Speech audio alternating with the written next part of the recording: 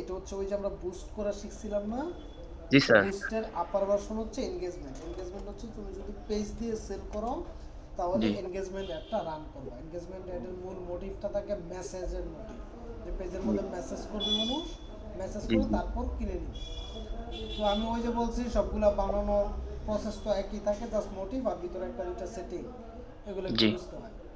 Continue করে দিলাম, দুইটা অপশন পাবা, ট্যালিরয়েড মেসেজ ক্যাম্পেইন ম্যানুয়াল। এখন ট্যালিরয়েড সিলেক্ট করলে কি হয়, এটা হচ্ছে ফেসবুকের প্রি বিল্ড কিছু অ্যাসেট এখানে থাকে। আমরা যে জি টার্গেটগুলো করি, ডিটেল টার্গেট করি, যে কারা কারা অ্যাডটা দেখবে, তো ফেসবুকের যদি মনে হয় যে তোমার এই টার্গেটিংয়ের বাইরেও মানুষকে দেখালে ভালো রেজাল্ট আসবে, ঠিক আছে, তাহলে ফেসবুক নিজে থেকে দেখাবে। যদি তুমি জি স্যার। ট্যালিরয়েডটা সিলেক্ট করো তাহলে ফেসবুক নিজে থেকেও নতুন কিছু মানুষকে অ্যাড দেখানো ট্রাই করবে যারা কিনতে পারে প্রোডাক্টটা বা সার্ভিসটা নিতে পারে। তো জি এইটাতে স্যার। রেজাল্টটা খুব বেটার আসে, বাট প্রবলেমটা হচ্ছে আমরা যাদেরকে টার্গেট করি ফেসবুক তাদের বাইরের লোকগুলোকেও একটা দেখানোর ট্রাই করে। জি প্রবলেমটা এইটুকুই আসে, আমার টার্গেটের বাইরেও চলে যায়। আর ম্যানুয়ালের মধ্যে হচ্ছে আমি যাকে টার্গেট করতেছি সেই দেখতেছে। তো আমরা যদি টার্গেটে খুব ভালো হই, যে আমরা চাই যে আমরা যাকে টার্গেট করবো তারাই দেখাবো, তাহলে আমরা ম্যানুয়াল অথবা আমরা আদারওয়াইজ টেলোরেটটা নিতে পারি। টেলোরেটে হিউজ পরিমাণ মেসেজ আসবে, বাট কতটা মেসেজ তোমার কাজের ওইটার কোনো লিমিটেশন থাকবে না। তো ম্যানুয়ালি সিলেক্ট করলাম, কন্টিনিউতে ক্লিক করলাম, তারপর এখানে নেমটা দিয়ে দিবা যে পেজের কাজ করতেছো বা যে ক্লায়েন্টের কাজ করতেছো ওইটা। ওকে, দেন নেক্সট। নেক্সটে এখানে জাস্ট এখন তোমার গোলটাকে কাজে লাগাইতে হবে। এটা তো মেসেজ এরিয়া, মেসেজটাকে অটোমেটিক সিলেক্ট করো, তুমি হোয়াটসঅ্যাপে নিবা না মেসেঞ্জারে নিবা, এটা হচ্ছে তোমার ব্যক্তিগত ইচ্ছা যে মেসেজটা কই নিতে চাও। Then performance goal, maximise number of conversion. কনভার্সনটা হচ্ছে চ্যাটিং, তোমার কাছে মেসেজের মাধ্যমে কমিউনিকেট করবে। আর maximise number of link click, এইটা কখন দিবা, এইটা দিবা তখন যখন আমরা ওই যে অ্যাড কপি দেখবা কিছু কিছু মেসেজের অ্যাডগুলো আসে কিন্তু বাট ওদের ওয়েবসাইটের লিঙ্ক দেওয়া দেয় বা গ্রুপের লিঙ্ক দিয়ে দেয়। জি জি message campaign send message option দেওয়া, বাট ওই যে অ্যাড কপিটা লিখছে অ্যাডের ব্যাপারে বিস্তারিত ওইখানে লিঙ্ক দেওয়া থাকে। ঠিক আছে, যদি জি তোমার স্যার। ওই অ্যাড কপিতে লিঙ্ক দেওয়া থাকে তাহলে তুমি নিচেরটা সিলেক্ট করে দিবা। আর যদি তোমার অ্যাড কপিতে লিঙ্ক না থাকে তাহলে ম্যাক্সিমাইজ নাম্বার অফ কনভার্সনটা সিলেক্ট করে দিবা। জি এস্টিমেট কল আসছে। হ্যালো, দিব একটু দিব, কাজ চলতেছে, কাজটা শেষ হলে বলবো। হ্যাঁ আজকেই দিব, আমি কল দিচ্ছি, আজকে দিয়ে দিব। আচ্ছা ঠিক আছে, আচ্ছা। তো ম্যাক্সিমাইজ নাম্বার অফ কনভার্সনটা রাখা বেটার, কোনো অ্যাড কপিতে লিঙ্ক দেওয়াটা বেটার না। তোমার যদি অ্যাড কপিতে লিঙ্ক দাও তাহলে ফেসবুক মাঝে মাঝে এটা ফিশিং হিসেবে ধরে নেয়, কারণ লিঙ্কের জন্য তো ফেসবুক ইয়া করে দিছেই, জি ট্রাফিক ট্রাফিক অ্যাড করেই দিছে। তো তুমি এখানে কেন দিবা, তারপর অনেকে দেয়। বাট আমার মতে এটা ম্যাক্সিমাইজ নাম্বার অফ কনভার্সনটা রাখা বেটার, এতে করে রেজাল্ট অনেক বেটার আসে। এরপর জি হচ্ছে স্যার। তোমার আগের মতোই কত টাকা দিবা, কবে থেকে কবে চলবে, অ্যান্ড কই চালাবা, আর কই কারা দেখবে, ডিটেল টার্গেট সেম।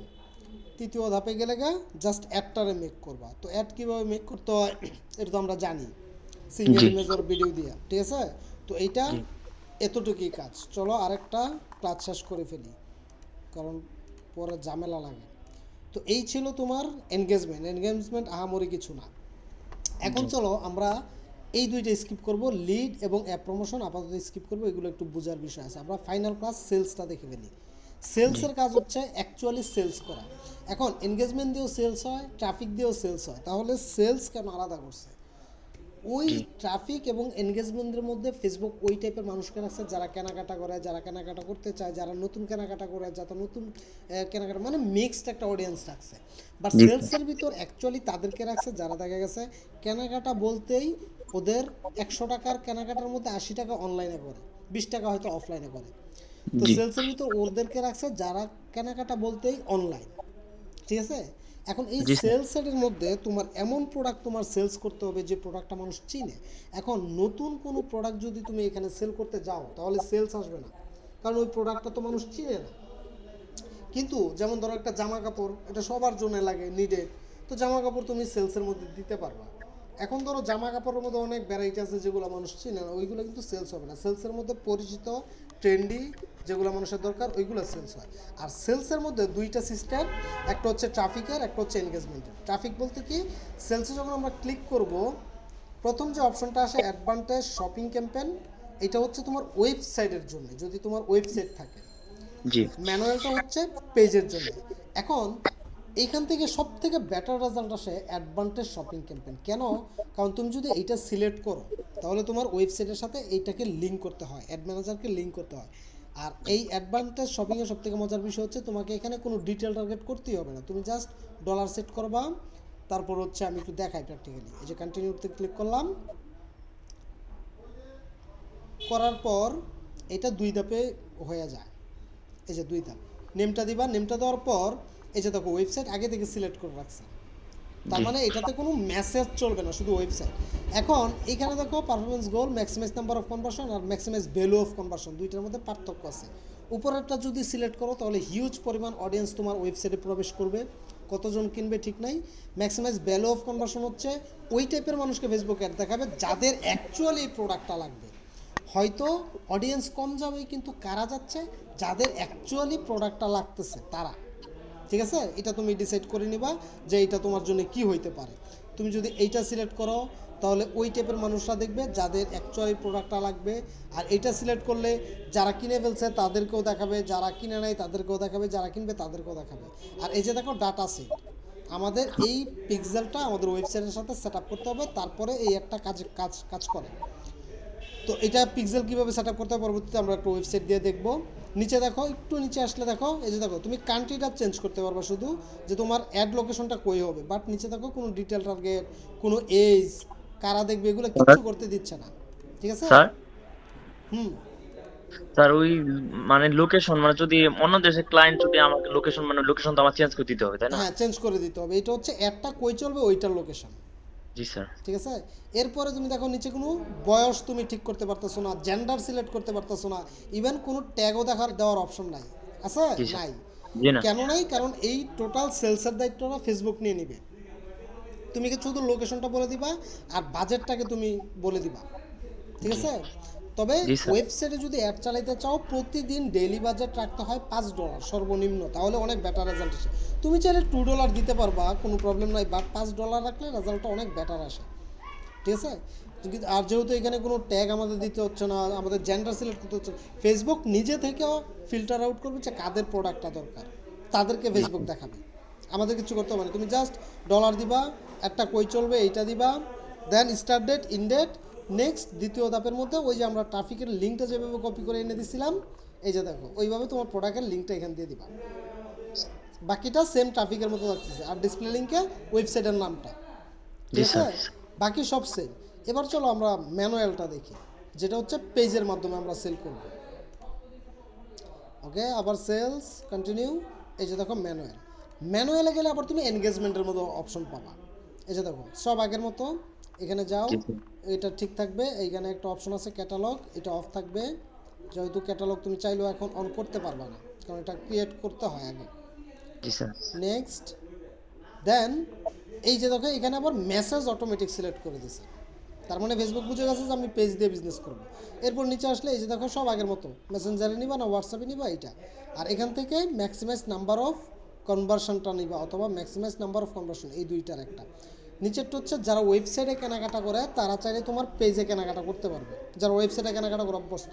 উপরেরটা হচ্ছে যারা ওয়েবসাইটেও কিনে পেজেও কিনে, তো আমি উপরেরটাই রাখবো। রাখার পর আমার budget, start date, end date. এবার দেখো এখানে বাংলাদেশ, আর এই যে আমার টার্গেট অডিয়েন্স চলে আসছে। ঠিক আছে, যেটা জি আমার স্যার। অ্যাডভান্টেজ আমাকে দেয় নাই।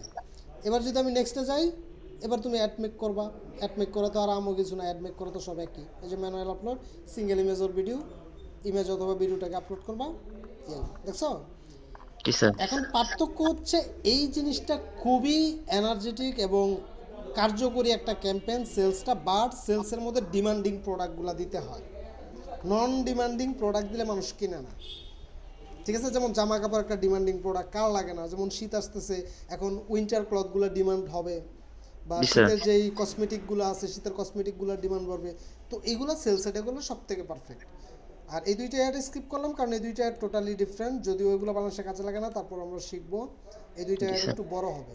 তো আমি ক্লাসের রেকর্ড দিয়ে দিচ্ছি, হামদুম তো শুনতাছই পাশে।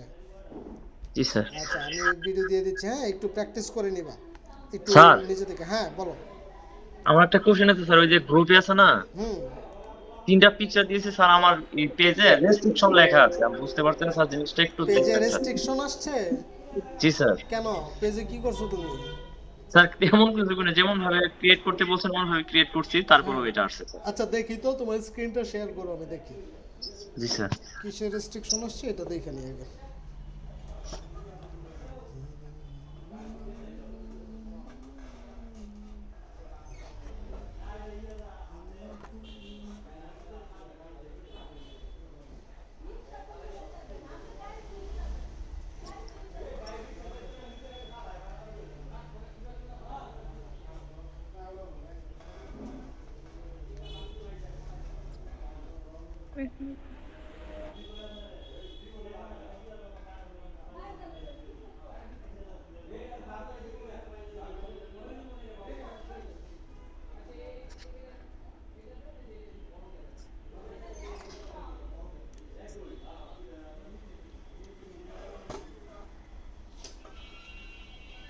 পেজে সুইচ স্যার করো।